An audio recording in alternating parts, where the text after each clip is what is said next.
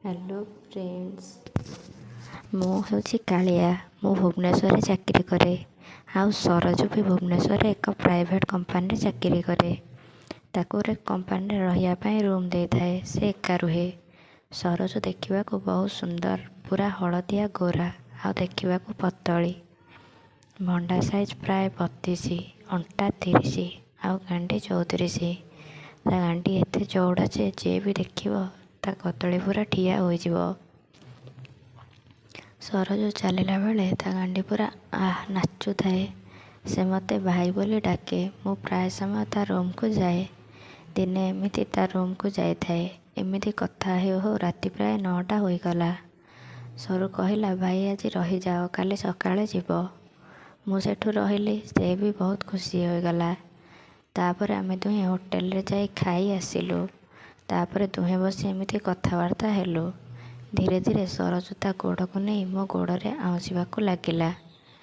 ମୁଁ କହିଲି, ସରୋଜ ଏ କ'ଣ କରୁଛୁ?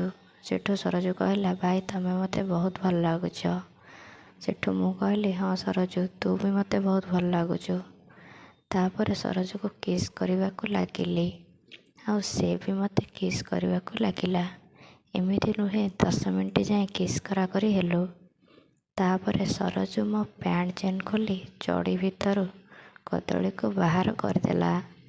ମୋ କଦଳୀ ଦେଖି କହିଲା, ଭାଇ ତମର ଏତେ ମୋଟା ଆଉ ଲମ୍ବା କଦଳୀ ହେଇଛି।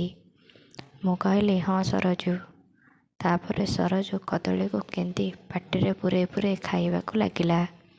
ଆଉ ମୁଁ ବି ସମ୍ଭାଳି ନ ପାରି ତା ଡ୍ରେସ୍ ଭିତରେ ହାତ ପୂରେଇ ଭଣ୍ଡାକୁ ଦଳିବାକୁ ଲାଗିଲି। ଭଣ୍ଡାର ଭୁଣ୍ଟିକୁ ରଗଡ଼ିବାକୁ ଲାଗିଲି। ସରୋଜ ସମ୍ଭାଳି ନ ପାରି ମୋ କଦଳୀକୁ ଆଗ ପଛ କରି ଜୋର ଜୋରରେ ଖାଇବାକୁ ଲାଗିଲା। ତାପରେ ସରୋଜର ଡ୍ରେସ୍ ବାହାର କରିଦେଲି। ଦେଖିଲି, ଓଃ କି ଭଣ୍ଡା ହୋଇଛି। ତାର ପୁରା ଟାଣ ଭଣ୍ଡା, ପୁରା ଗୋରା ମାଛ ମଚମଚ ଭୁଣ୍ଡିଟା ପୁରା ବାଦାମୀ କଲର୍, ପୁରା ଠିଆ ଠିଆ ହୋଇଛି।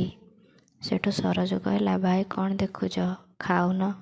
ସେଠୁ ମୁଁ ତାର ଗୋଟେ ଭଣ୍ଡାକୁ ଖାଇବାକୁ ଲାଗିଲି ଆଉ ଆର ଭଣ୍ଡାକୁ ଦଳିବାକୁ ଲାଗିଲି।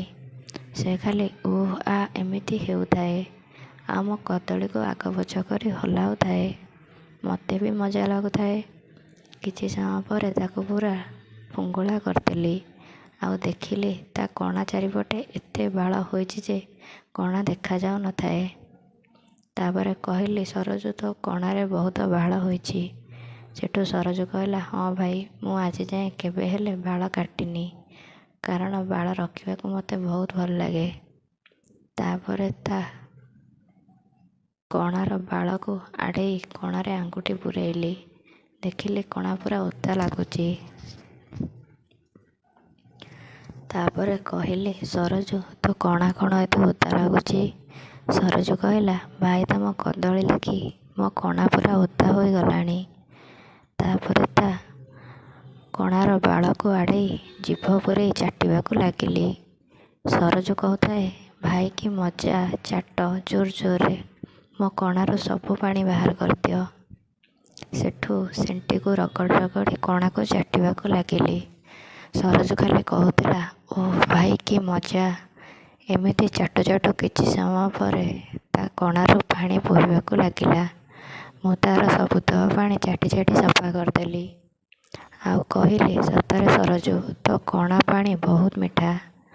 ତାପରେ ସରୋଜ କହିଲା, ତମ କଦଳୀ ବି ମୋତେ ବହୁତ ଭଲ ଲାଗୁଥିଲା। ସତରେ ଭାଇ, ଏତେ ମଜା ବୋଲି ମୁଁ ଜାଣିନଥିଲି। ଆଚ୍ଛା ଭାଇ, ତମେ କାହାକୁ ଏମିତି ଆଗରୁ କରିଥିଲ? ମୁଁ କହିଲି, ନାଇଁ, ଆଜି ପ୍ରଥମ ଥର ତୋ ସହ। ସେଠୁ ସରୋଜ କହିଲା, ମୁଁ ବି ଆଜି ଯାଏଁ ଏମିତି କାହା ସହ କରିନଥିଲି। ଏମିତି କଥା ହେଉ ସରୋଜ କହିଲା, ଆମ ପଡ଼ୋଶୀ ଘର ଯେଉଁ ଭାଉଜ ଅଛନ୍ତି, ସେ କହୁଥିଲେ ତାଙ୍କ ସ୍ୱାମୀ କଣାରୁ ପାଣି ବାହାର କରିପାରୁନାହାନ୍ତି। ସତରେ ଭାଇ, କଣାରୁ ପାଣି ବାହାରିଲେ ଏତେ ମଜା ମୁଁ ଜାଣିନଥିଲି। ତାପରେ ମୁଁ କହିଲି, ସରୋଜ ତୋ କଣାରେ କଦଳୀ ପଶିଲେ ଆହୁରି ପାଣି ବାହାରିବ। ସେଠୁ ସରୋଜ କହିଲା, ନା ଭାଇ, ତମର ଏତେ ବଡ଼ କଦଳୀ ହେଇଛି, ମୁଁ ସମ୍ଭାଳି ପାରିବିନି। ତାପରେ ମୁଁ କହିଲି, ସରୋଜ ପ୍ରଥମେ ଟିକେ କଷ୍ଟ ହେବ, ଦେଖିବୁ ପରେ ଏତେ କେତେ ମଜା ଲାଗିବ ତୁ କହିବୁ ସବୁଦିନ ଏମିତି ପୂରେଇବାକୁ। ତାପରେ ମୁଁ ସରୋଜକୁ ତଳେ ଶୁଆଇ କଣାକୁ ଆଡ଼େଇ ଜିଭ ଲଗେଇ ଚାଟିଲି। ସରୋଜ କହିଲା, ଓହ ଭାଇ ଆଉ ସମ୍ଭାଳି ହେଉନି, ଏଥର ତମ କଦଳୀକୁ ପୁରାଅ। ସେଠୁ ମୁଁ ତା କଣାରେ କଦଳୀକୁ ଘଷିବାକୁ ଲାଗିଲି। ସରୋଜ ସମ୍ଭାଳି ନ ପାରି କହିଲା, ଭାଇ ଏଥର ପୁରାଅ। ସେଠୁ ମୁଁ ଏକ ଧକ୍କା ଦେଲି। ମୋ କଦଳୀ ପୁରା କେନ୍ଦି ହୋଇ ଅଳ୍ପ ତା କଣାରେ ପଶିଲା। ସରୋଜ କହିଲା, ଓଃ ଭାଇ କାଟୁଛି, ବାହାର କର। ମୁଁ କିନ୍ତୁ ବାହାର ନ କରି ଆଉ ଏକ ଧକ୍କା ଦେଲି। ତେଣୁ କଦଳୀ ଅଧା ପଶିଗଲା। ସରୋଜ କାନ୍ଦିବାକୁ ଲାଗିଲା। ମୁଁ କିଛି ନ ଶୁଣି ଆଉ ଏକ ଧକ୍କା ଦେଲି ଯେ କଦଳୀ ପୁରା କଣାର ସିଲ୍ ଛିଡ଼େଇ ଭିତରକୁ ପଶିଗଲା।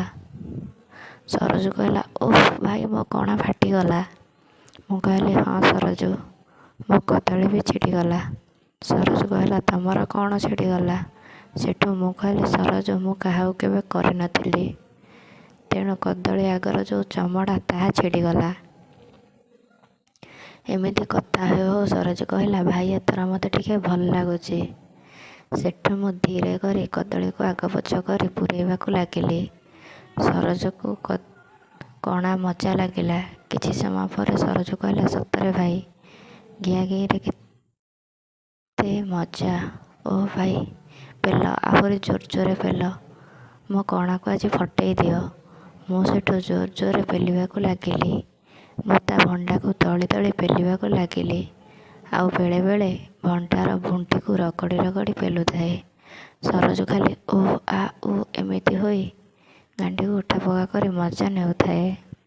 କିଛି ସମୟ ପରେ ତା କଣାରୁ ପାଣି ବାହାରିବାକୁ ଲାଗିଲା। ମୁଁ କହିଲି, ସରୋଜ ତୋର କ'ଣ ପାଣି ବାହାରି ପଡ଼ିଲା କି? ସେଠୁ ସରୋଜ କହିଲା, ହଁ ଭାଇ ଆଜି ମୋ କଣାରୁ ବହୁତ ପାଣି ବୋହିଲା। ମୋର କିନ୍ତୁ ବାହାରି ନଥାଏ। ମୋ ଭଣ୍ଡାକୁ କାମୁଡ଼ି ଜୋର ଜୋରରେ ପେଲିବାକୁ ଲାଗିଲି। ତାପରେ କହିଲି, ସରୋଜ ଏଥର ମୋର ବାହାରିବ। ସରୋଜ କହିଲା, ଭାଇ ସବୁତକ ମୋ କଣାରେ ଛାଡ଼ିଦିଅ। ମୁଁ କହିଲି, ସେମିତି ହେଲେ ତୁ ପେଟରେ ହୋଇଯିବୁ। ତାପରେ ସରୋଜ କହିଲା, ହଉ ଭାଇ ମୁଁ ମେଡ଼ିସିନ ଖାଇଦେବି। ଭାଉଜ କହୁଥିଲେ କଣାରେ ମାଲ ପଶିଲେ ବହୁତ ମଜା ଲାଗେ, ତେଣୁ ତମେ ସବୁତକ ମୋ କଣା ଭିତରେ ପୂରେଇ ଦିଅ, କହି ମୋତେ କୁଣ୍ଡେଇ ଧରି ଗାଣ୍ଡିକୁ ଉଠାପକା କରିବାକୁ ଲାଗିଲା। ସେଠୁ କିଛି ସମୟ ପରେ ମୋ କଦଳୀରୁ ମାଲ ବାହାରି ତା କଣା ପୁରା ଭର୍ତ୍ତି ହୋଇଗଲା। ସରୋଜ କହିଲା, ଓ ଭାଇ ସତରେ କଣାରେ ମାଲ ପଶିଲେ ବହୁତ ମଜା ଲାଗୁଛି। ତାପରେ ମୁଁ ତା କଣାରୁ ମୋ କଦଳୀକୁ ବାହାର କରି ଦେଖିଲି, ତା କଣା ଛିଣ୍ଡି ଖାଲି ରକ୍ତ ବୋହୁଛି, ଆଉ ମୋ କଦଳୀର ଚମଡ଼ା ବି ଛିଡ଼ି ଯାଇଛି। ସେଠୁ ଦୁହେଁ ବାଥରୁମ୍ ଯାଇ ଧୁଆଧୋଇ ହୋଇ ଆସିଲୁ। ସରୋଜ ମୋ କଦଳୀକୁ କନାରେ ସଫା କରି କେନ୍ଦି କହିଲା, ଭାଇ ସତରେ ତମ କଦଳୀର ଚମଡ଼ା ପୁରା ଛିଡ଼ି ଯାଇଛି। ମୁଁ କହିଲି, ହଁ ଲୋ ସରୋଜ, ଆଜି ଆମର ଚଉଠି ରାତି ଥିଲା। ହଁ ଭାଇ ତମେ ଆଜିଠୁ ମୋ ସ୍ୱାମୀ। ସେଠୁ ମୁଁ କହିଲି, ହଁ ସରୋଜ ତୁ ବି ମୋ ମାଇପ, ତୁ ବାହା ହେବା ଯାଏଁ ମୋ ମାଇପ ହୋଇ ରହିବୁ।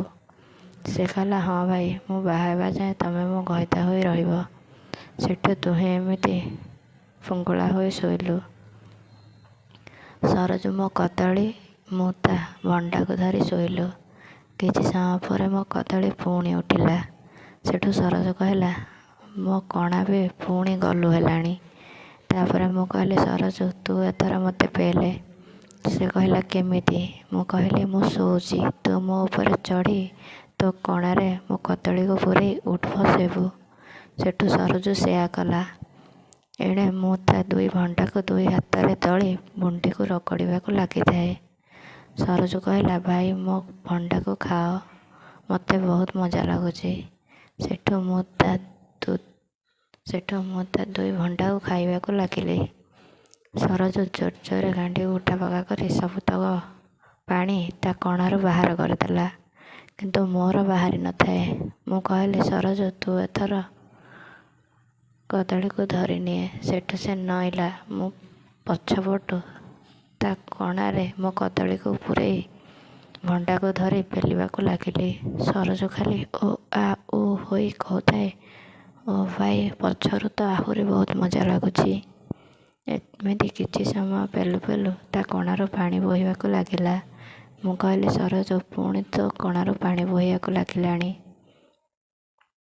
ସରୋଜ କହିଲା, ହଁ ଭାଇ ତମେ ସେମିତି ପେଲୁଛ।